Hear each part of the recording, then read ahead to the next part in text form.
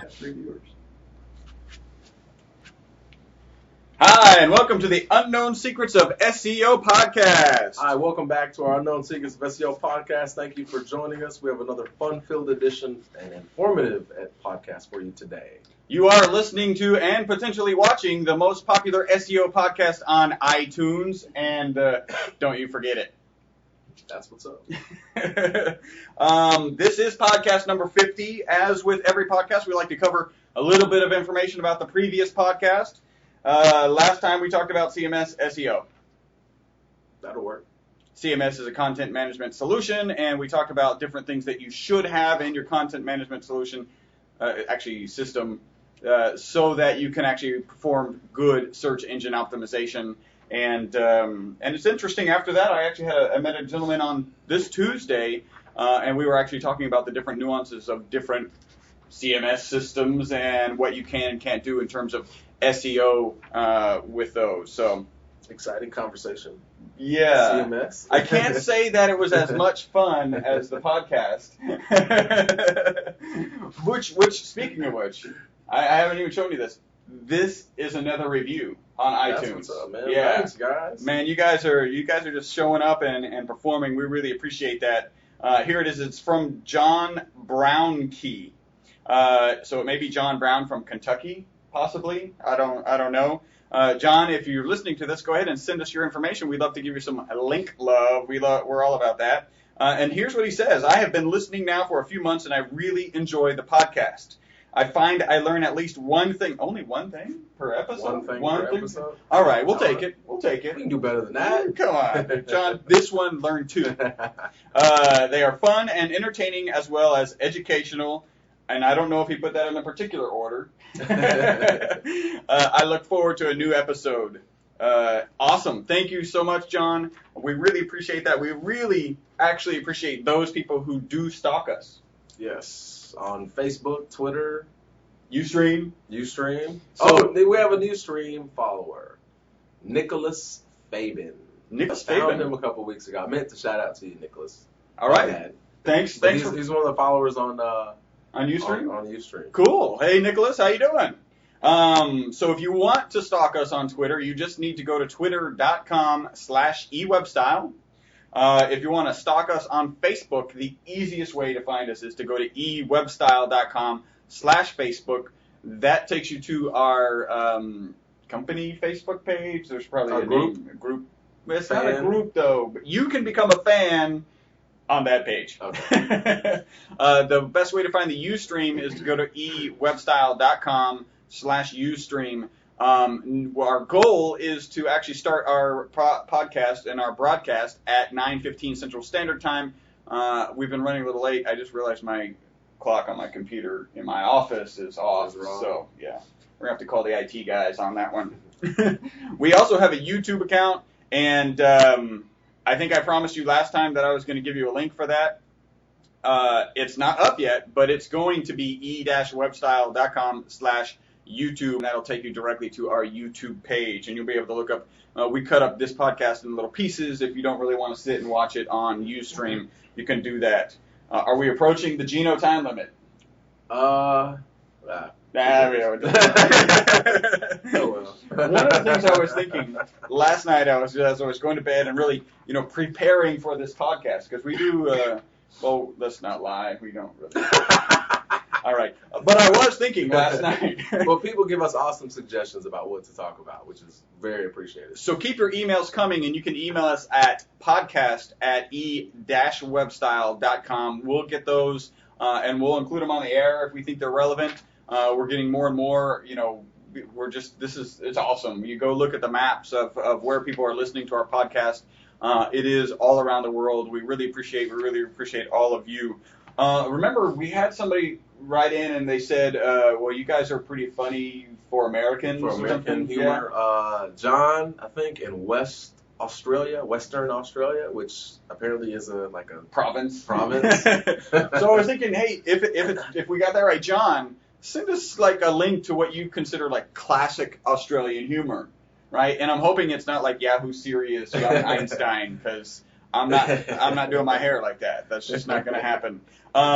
But if you send that, maybe we'll have like an Australian humor day, and of Our course, attempt at a Australian humor. of course, the Americans won't understand any of it because they're all so slow. I mean, we're all so slow. But, you know, it might be fun. So, plus, you know, I like to just learn different humors and different music and everything international. It's very cool.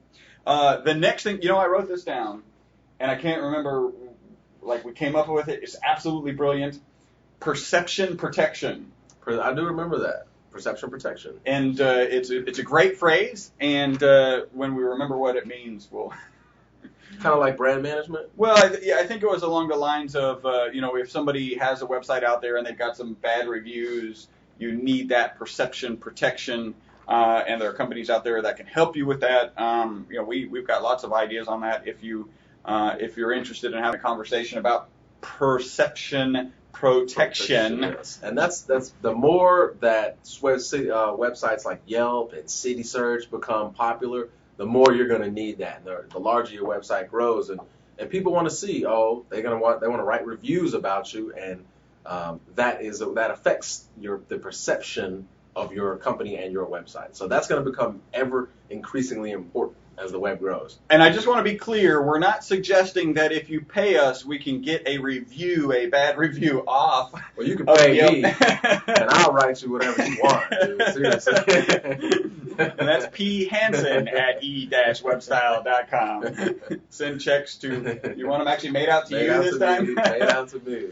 That's funny. You got to listen to a previous podcast. All right. So I know you were researching. Did you find any news? I did. No, I didn't find any news today. Just nothing happened. Don't worry. Nothing ever happened in the news today. I actually got news. This is pretty interesting. JetBlue used Twitter to give away JetBlue. Okay. The airlines, they used Twitter to give away 1,000 tickets in New York. So they just put the announcement out there, and that's what's up. There was a location, and everybody showed up there. So if you're thinking about getting a Twitter account, you know, if JetBlue does it, I don't even know what that means, but you should have one. Panda Express did that. Rob sent that to us. That actually came from a Twitter. Oh, I didn't. That came from realize. like a Twitter feed. I was poking around and actually found that. So, Panda Express gave some free food away last Wednesday. So one of the guys in the office sent an email to everyone else in the office saying, "Hey, go get free food at Panda Express." Did we ever figure out where? I actually drove by one yesterday because I was way down south, but there's nothing close. Right? It's not one close to here. Well, there's one at I-10, but somebody let me know if they went and then tried the honey walnut chicken. That sounds kind of good. They put something good. Something else that's in the news: Carlos Slim is now the richest man on the planet. That's what's up. Yeah, Carlos Slim, he's a media mogul in Mexico, and kind of begs the question: is he going to do like what Bill Gates does? Oh, that's give all of his money away? Well, he won by default though, because Bill keeps giving all of his money. So, if you give away half your fortune, that shouldn't count. Yeah, that doesn't count, man. That's true though. I didn't even think about that. He gave some more billion away not too long ago. That's awesome. That's interesting, though. And there was just a quick little note I thought it was pretty interesting about information exhibitionism. I have no idea what that is. It sounds dirty, though, so we should talk about it. It was just making the point that with Google coming out with Buzz, and you know there were a lot of people making a hoopla about all this information being shared so readily, and they were uncomfortable, and all of these things, and that hoopla died so quickly. And people are so in favor of Buzz that now there's like a movement against the movement. They're like, quit talking to us about, you know, all this privacy concerns. We're used to it because we've had Facebook accounts for years now. We're used to having that information just go readily and rampantly everywhere. So that would be information exhibitionism. So if you don't like it, don't get on the internet. Good morning, Javier. What's up, Javier? What's up? Say hello to the people. Hello, everybody. So, and there is the personification of information exhibitionism right there. That's right. We just put him on the internet without his permission. That's right. We don't have to sign any documents for that. Why? So last time you spoke about Microsoft SEO Toolkit. Darren Bowie of darrenbowie.eu, I believe. So far, he's probably put us to work the most. For real, right? Darren. Like, come on, give a break here. Give us a break. When you think about Microsoft SEO Toolkit, I was like, Thanks. I'm glad you asked that because I have no idea what that is. Apparently, Microsoft has an SEO toolkit you can download and you can enter in a URL. It'll give you information about that particular website. One thing I do not like about it is that it requires you to download something called the Microsoft IIS website platform. So you have to download this first, and then you have to download the actual toolkit to use it. And I don't use the ISS web platform, so I didn't really like that. And basically, I feel like it's a really good toolkit, and it puts things together that I found on Google Analytics, right? Things that Google you can keyword search, probably. Things that you can find on like Google Analytics, things you can find on other web development platforms, and it kind of puts them together in a cool little area. I think it's really good. I think it's very, very detailed. So it's another one of those things like analytics where you can spend a buttload of time on, and probably too much time on if you want. I'm going to go over a couple different things, but overall I felt it was pretty good. I got some good reviews, and I got some that it's like, oh, it's not as good as Google's, because Google actually has a website optimizer, and you can Google website optimizer and it'll be one of the first things that comes up. All right, not the first thing. Honestly, I don't even know. Hey, Google, if you need a little bit of SEO on your I think it's the second one because that's the one I clicked on. Give us a call. You can do a few different things, and I'm going to talk about the website analysis part of it now. No, this is not like the website analysis that we give. It's something a little different. It doesn't go into it doesn't cover the same things, but they're both really good. You can not only create a website analysis. Wait. We do an analysis? We do a free website analysis. And it's free. It's still free. It's free. Wow. For the time being, because y'all keep putting me to work, I'm going to start charging y'all here in a minute. Isn't that like a 5-point or? It's a 6-point website analysis where we will cover things like links. I'm not going to give them all out. I'm just going to let you fill it out, and I will return it to you. So the way to do that, to get that free analysis, is just go to our website, ewebstyle.com, and then you'll see in the upper right, you'll see SEO. Go ahead and click SEO, and I think there's a form right there, or there's a button shortly thereafter. A link to a form. Oh, yeah. And then you fill it out, and just give us, hey, what's your website, what's your email, what's your phone number, and send it to us, and we will get it back to you within a reasonable amount of time, depending on how many we get. So load it up. And we're definitely getting more. So I tell people when I get them, I said, hey, thanks for this request. We're getting busy, so I can't get this to you tomorrow like I usually do, but you will have it within a few days. So then you can do a few things on the toolkit. You can ask for a website analysis. You can build a sitemap, and you can also manage the content of your robot.txt file, which is like 30 podcasts ago. I'm going to talk about just the website analysis. So you download the ISS platform. You download the SEO toolkit, and then you enter in your URL, and then it will spider your URL just like a search engine would, a search engine robot would, and it'll give you back all this information. And if you look down the left-hand side, there's a bunch of little tabs, and there's some tabs for links. There's a tab for validations, a tab for content, a tab for performance, and I'll give you like some quick information about what it is. You can actually say, hey, I want you to spider my whole URL. I only want you to go 10 pages deep. And that's a little bit more probably than I should cover. But if you look at your links and your validations, all right, so it'll tell you how many links your website has. Now, this is why I thought it was cool, because Google does not give you that information anymore.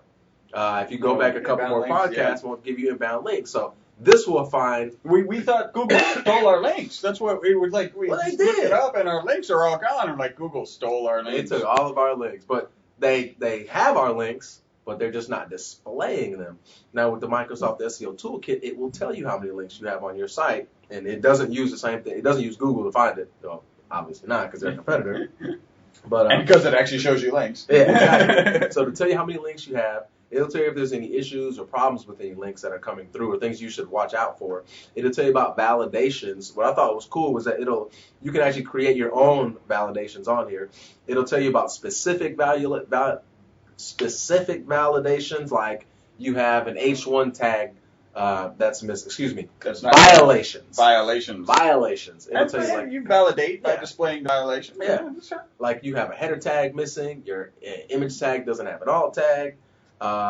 you like your link text, your anchor text is not relevant to what it's linking to. It'll tell you all things validations like that. There is a little certain irony in getting, HTML validation information from Microsoft, who is arguably one of the, in their browsers, the ones that don't follow the HTML specification to a T. A little irony there, but yeah.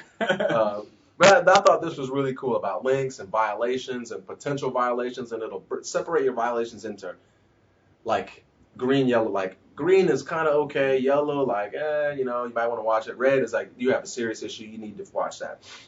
It'll tell you the page. There's a validations tab. It'll tell you the pages with the most validations. You click on that particular page, and it'll list them all for you. I don't even know if you want to read all of that. And this is all from an SEO perspective, yes, right? All from an SEO perspective. So you may not care that an underline tag is dead, but if you're missing a header tag, and you can set that up. You can say, hey, I want to check this. You can set up your own validations, and if whenever this happens, I want you to notify me. It might just be something that's particular to your website that you don't want there. I thought that was really cool that you can customize it. What else? Oh, here's another cool thing. It will explain your violation errors in plain English. Ooh. Because like I've seen violations before, and I really don't know what they mean. But I could actually missing. Yeah. And I could actually go through these things and read them, and it gives them like a couple sentences. Hey, this is exactly what's wrong. I didn't see where it tell you where to find. Actually, no, it did tell you where to find it. It just took me a while to find that. But it'll also give you like a recommended fix to fix this particular violation. I was like, okay, that's pretty cool, because not everyone that downloads this might be, understand how to read code. Me, like, I can kind of figure it out, but if I went and I go through this, I'm like, I don't know what that means, because I don't read code like a coder or a programmer does. So I thought that was really cool for someone that just want to download it, and they can it'll walk you through exactly how to fix some stuff. Kind of the same vein as this podcast. Let us, they're giving you the information so that if you really want to take care of it yourself, which we don't necessarily recommend, and we understand people are going to do that, then they're giving you the tools to do that. Because this can be really, really complicated. Like, you got to understand reading code and like what code is like right and what's like questionable code. Even some of those things I'm still kind of learning on. Another thing that I thought was cool was that there's a content tab. It'll tell you about the pages of content in your website, and it'll check for duplicate content, which is something that we probably had like 5 or 6 podcasts on out of our 50. It'll check for duplicate content, duplicate titles, links, blah, blah, blah, blah, blah, blah. But I thought that was really cool. And then there was a performance tab. And it'll say, this is your performance of all of these pages. And it'll say, this page is loading slowly. This page is loading quickly. Here's why this page is loading slowly. And possibly give you some recommendations on, okay, maybe you have too many images, or maybe you're hosting a large file or a large audio file on this particular page. It takes a while to load. And so I thought that was really cool. And then that's pretty much it that I went over for website analysis part. There's also a sitemap part of the the Microsoft SEO Toolkit, and a Manage a Robot TXT part. And those are also very important, but I'm not going to cover those all in today. But I thought it was really cool, and that's from Darren Bowie. Thanks, Darren. Darren Bowie at darrenbowie.eu.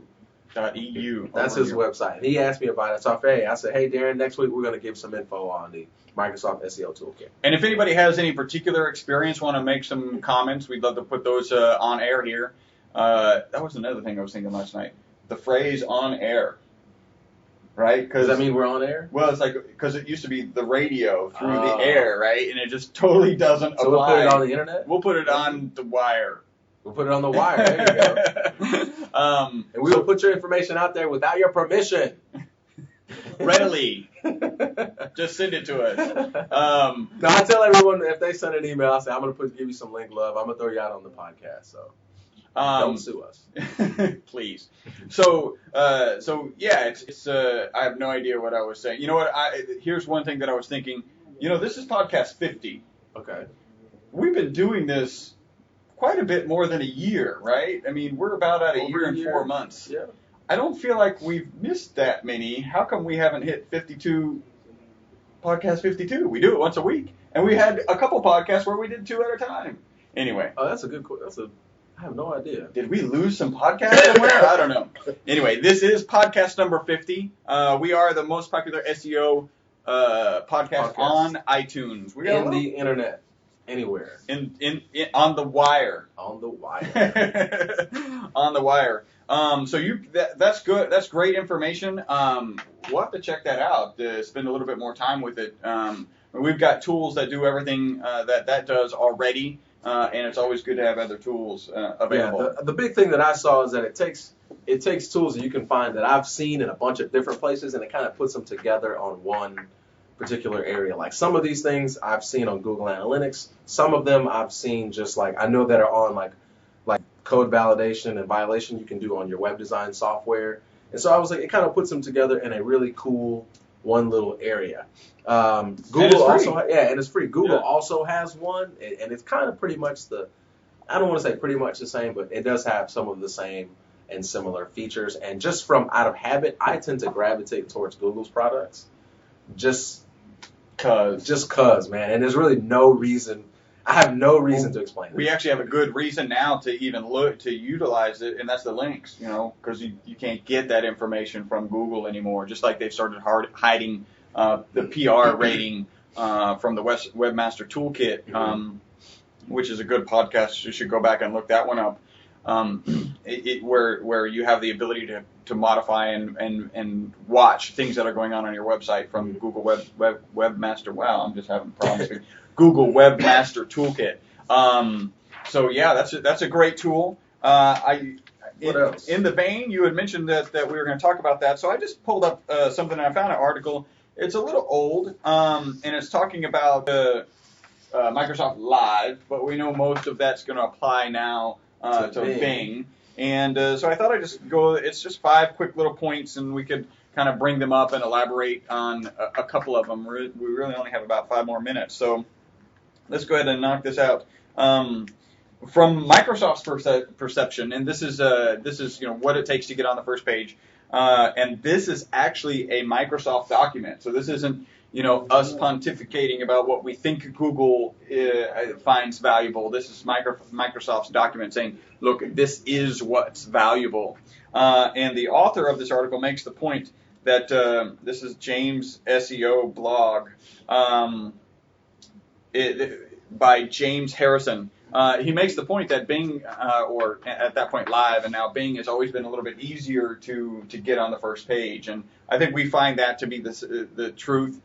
We really target Google, and typically Yahoo and Bing, or now Bing, fall in line at the same, they just end up following the same path that Google does. Sometimes a little quicker, actually. You'll end up earlier on those search engines. Microsoft says, let's just blow through these because most of these we've heard before, but this is just an actual Microsoft document. Good content is number 1 for Microsoft. We've always talked about, in real estate, it's location, location, location. In SEO, it's keyword, keyword, keyword, and immediately followed by that is content. Content is king. Content is king. Set up a logical URL website structure. So this is about navigation. This also really brings in some fundamental SEO principles. SEO is Search Engine Visitor Optimization. That's something that we focus here on a regular basis. And it's okay, once they've come to your website, what are they going to do? What are you going to have them do? How are you going to convert them into a customer or somebody who subscribes to your newsletter? Or what are they going to do? And a key part of that is if they're looking for some information that you're providing, you got to make it easy. They can't have to, you don't want them to click the home button from whatever way they got in so that they can get to, whatever, the blue one-arm widgets page. You want to make, if that's what you think they got there, that blue one-arm widgets page has to be, readily available. So that's part of having a logical URL structure. I love this one. Microsoft recommends that you embrace an HTML standard. And it actually says an HTML standard. An HTML standard. Apparently there's multiple ones, and Microsoft has chosen one. And you should choose one as well. What else would you choose? I really well, the fact that it's I don't know what that means. I didn't know there was another option. Well, and he does go on and he mentions JavaScript, right? There's some issues with whenever we do JavaScript, and JavaScript really helps for some nice pull down menus and stuff. Although there are other ways to do it. make sure you have an HTML pathway on the website. And a lot of people do that, and we typically do that at the bottom of the page. So if you've got either a Flash or a JavaScript and you're not 100% sure that the search engine spiders can actually crawl it, then you want to make sure you have a simple text menu structure on the bottom of the pages. Okay, I can answer my own question. I said, what else is a way to do it? Flash would be another way, right? Yeah, you're right. You're right. If you're still doing Flash, stop listening to the podcast. At this point, I just if you're building websites entirely in Flash, just stop, dude. I can't help you no more. Yeah, I had a new acquaintance, and he's a photographer, and his website is absolutely beautiful. And we started talking about what we do, and I do SEO, and I looked at his website. And I'm like, well, you need to change it. Yeah. You need to change your entire website, or you need to have parent pages, or you need because Google just can't parse. We say Google search engines just can't parse Flash. Maybe they'll get there, maybe they're trying to get there, and right now it's just not happening. So we do recommend, don't take us wrong, we typically incorporate Flash components in basically every website we do. But we never do and literally I'm using the word never do a website entirely in Flash. Now, if we had a customer who came to us and said, that's what I want, yeah, we'll do it. We would, in a professional way, urge them a lot not to, and then we would do it for them because the customer is always right, even when they're wrong. MSN says so. Microsoft says you've got to submit your content. Don't just let people find you. We don't find that to be the case, and we still put together sitemaps and we still submit them. What we really find is just by adding them to our portfolio, they end up getting, getting traffic, and the spiders crawl them, or the crawlers spider them. I don't know which way that goes. And no keyword stuffing. Wow, this is a little older article because you don't even hear that much anymore. And in case you're wondering, keyword stuffing is where you take your target keywords and you put it way too much in an article so that it becomes obvious that you're keyword stuffing, and none of the search engines appreciate that. You really want to stay away from that. It's actually borderline black hat technique. And people know it. I've read pages before, and I'm like, okay, I get the point. You're a plumber. Duh. All right. So what I've seen around the internet is, you want to stick between 1% to 3% keyword density. So for every 100 words of text, you want to have your keyword 1, 2, 3 times per 100 words. John Brown, did you get that? That's your one piece of information today. There you go, John. 1 to 3%. Was that right? 1 to 3% keyword density. You owe me $1. That's it. First, Oh, never mind. First one's free. I'll see if I can find another one. But yes, you want to stick there, and you want to provide value. We've always said, provide value to what you're doing. Provide value to the customer. Don't just write something stupid with your keywords all over it. If I'm going to read this, teach me something. Provide value to the view, to the visitor. Give back, we do with our SEO podcast. Give back. Yeah, it's a good message. Give back. Good message. Give back. Give often. Well, you are listening to the most popular SEO podcast on iTunes. This is the end of podcast 50. We can't explain why we've been doing it for more than a year and we're only on 50. We probably could, but we're not going to. Thank you guys for listening. Thank you, whoever's out there, for watching.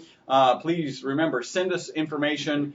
Just go in, create an iTunes account, and submit a review. We really appreciate that. We really think it actually really makes us feel really good. That we understand. We remember when we didn't have any listeners. And we were just telling each other stupid jokes all the time. We were just talking to the wire.